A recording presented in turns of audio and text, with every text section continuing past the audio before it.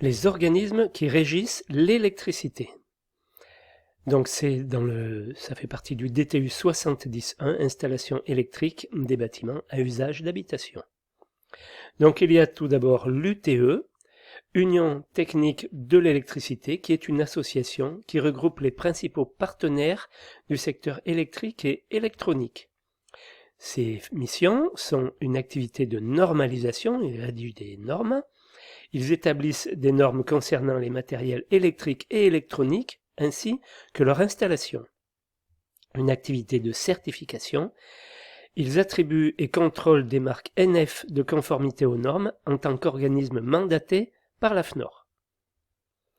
Le CONSUEL, Comité national pour la sécurité des utilisateurs de l'électricité, est chargé du contrôle et de l'attestation de la conformité des installations électriques intérieures aux règlements et normes de sécurité en vigueur. Le certificat de conformité délivré par le CONSUEL est exigé par le distributeur d'énergie électrique, soit l'EDF, avant la mise sous tension d'une installation intérieure dans une construction neuve. Cet organisme créé par les pouvoirs publics est subdivisé par grandes régions.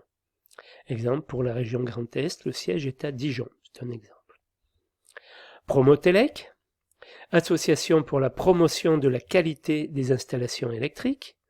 C'est un organisme qui regroupe les organisations professionnelles d'installateurs électriciens, les organisations professionnelles de la construction électrique et EDF.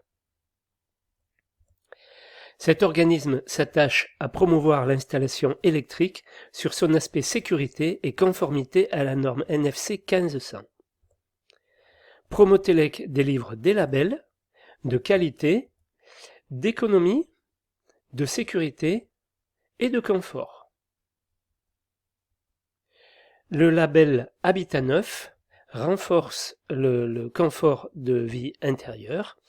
Son but est de renforcer ce confort-là, préserver la santé des occupants, permettre à chacun de nos concitoyens de pouvoir évoluer dans un logement adapté à ses besoins quotidiens, garantir la sobriété énergétique des bâtiments, limiter les émissions de CO2 à un coût maîtrisé, faciliter l'appropriation par les habitants des équipements installés.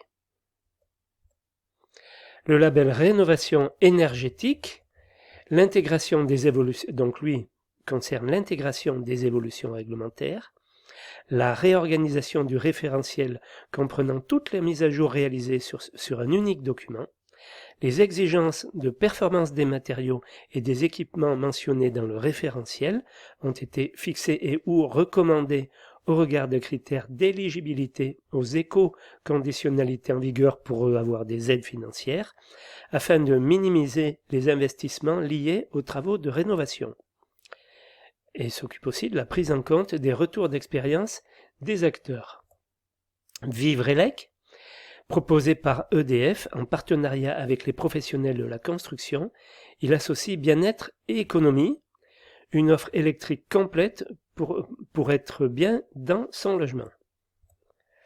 Le label Vivrelec évalue les qualités économiques du chauffage et de la climatisation et alloue des prêts aidés pour l'amélioration de l'habitat.